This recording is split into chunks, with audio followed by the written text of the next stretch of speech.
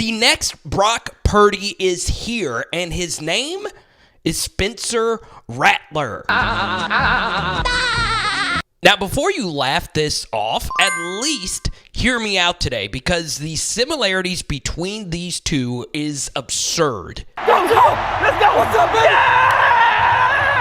So today we're going to run through multiple points. Chapters are listed below, and point number one, both of them are from Arizona. Spencer Rattler, a can't-miss 5-star recruit, where Brock Purdy was a lower-tier 3-star. But if you actually look at their high school careers, they're very similar. We'll get to the stats in just a moment, but as far as Spencer Rattler is concerned, he was a higher profile recruit. He had the small little Netflix documentary that wasn't the absolute most flattering thing in the world for him, but still, as a high school player, he was highly productive, as was Brock Purdy, even though Purdy, of course, is I say slightly, he is just the better runner.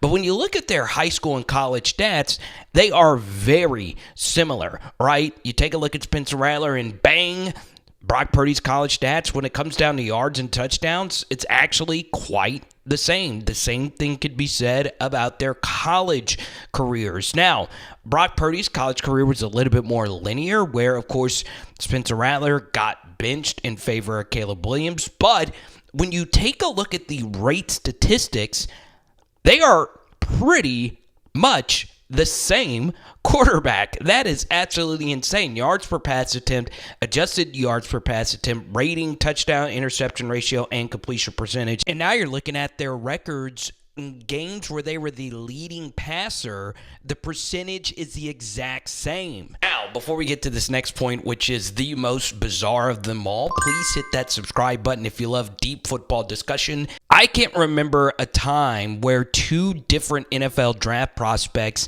had their best years as sophomores just for them to never get back to that level again. Let's take a look at Brock Purdy's college stats again, right? Close to 4,000 yards passing in year 2, over 20 touchdowns, just for him to not get close to either one of those numbers again. And he started 2 more seasons after that year 2 breakout. So it was so bad for Purdy that he almost got benched entirely as a senior by his coach. The greatest joy for me is to watch not only what he's been able to do, but probably, as I got to witness for 4 years, how he's done it, his character, how his teammates rally around him. So Brock Purdy got to start as a true freshman. Rattler didn't. He was the backup of Jalen Hurts in 2019. But in 2020, once again, year 2 of his development, Spencer Rattler hit the ground running. Now, ironically, they had 2 early losses on the season. One was actually versus Brock Purdy and Iowa State. But when you actually look at the numbers when they faced off against each other, Rattler outperformed him both times, including in the rematch in the Big 12 championship game, where Rattler had an amazing rushing touchdown, the one you're looking at right now. So, like Brock Purdy, you see this huge drop-off after a year 2 breakout. No other 20-plus touchdown seasons, yards per pass attempt went down, and he was so good as a sophomore, they were tabbing him as the clear-cut number 1 player for the next NFL draft class, but then this happened. The chant is, "We want Caleb," as in Caleb Williams. What's going through your mind as the offense continues to struggle? You hear the crowd booing. How are you overcoming all of that?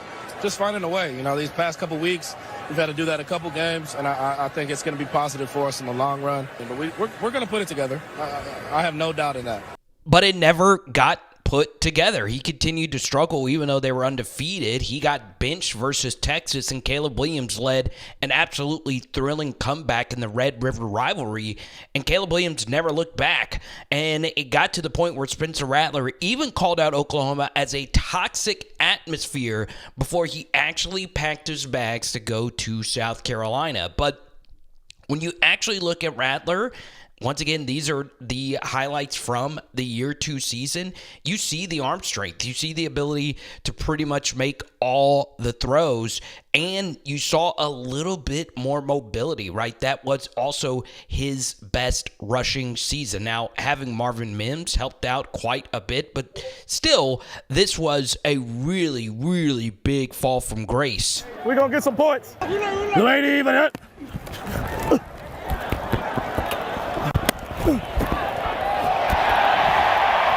Was there a mental battle in all of that, like when you did transfer over and leave Oklahoma and everything else? For me, it was refreshing. I had a fresh feeling. I was ready to start somewhere new with like Coach Beamer. You know, he was with me at OU, so I already knew him. So it was a fresh feeling coming in, you know, and I just wanted to come and try to help South Carolina get back on the map. And for the most part, I would agree with him. He did bring South Carolina back to glory, but he wasn't as good as he was in 2020, if that makes sense. So in year 1, South Carolina only had 2 QBR games from Rattler over 70. This is the game log if you want to see it for yourself.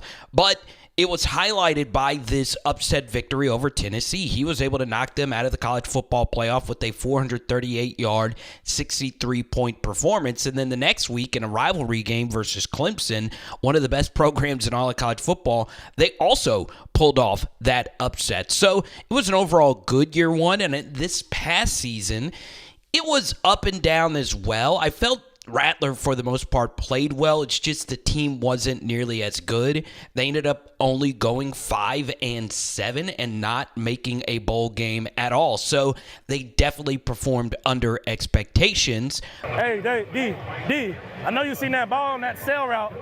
You see Cam dropping hella D.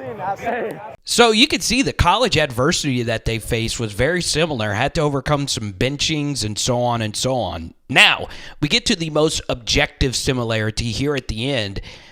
Their actual measurables. They are both undersized by QB average height and weight. And, of course, Spencer Rattler just went through the NFL Combine, and you'll see that the height, weight, arm, and hand size measurables are near identical between Brock Purdy and Spencer Rattler. And bang, a super fancy table for you. Side by side, you can see Spencer Rattler, the slightly bigger hand and arm, but he is, of course, slightly shorter. Now, what about their actual athleticism? 40-yard dash, this is it for Spencer Rattler. His 10-yard split, and vertical jump. And as you can see with Brock Purdy, he is the slightly faster quarterback. That makes sense just based on their rushing statistics. But in a second, I'm going to show you a stat made by Math Bomb. That's his name on Twitter. It is the famous RAS metric, a relative athletic score. It's a number based out of 10, and I know it looks complicated.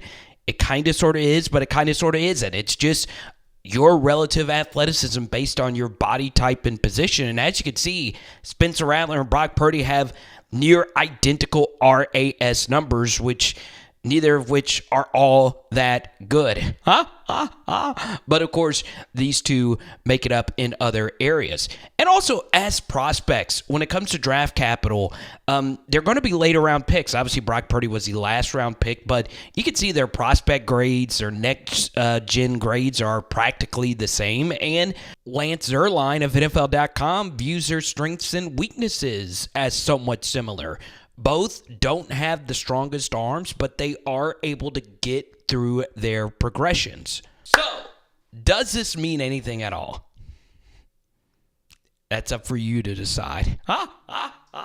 But for real, let me know in the comment section if you think Rattler can be the next Brock Purdy. I actually didn't start this video with the intent of finding all these similarities. In fact, I was just doing a Spencer Rattler film study to release on this channel, and that's coming out here in a few days.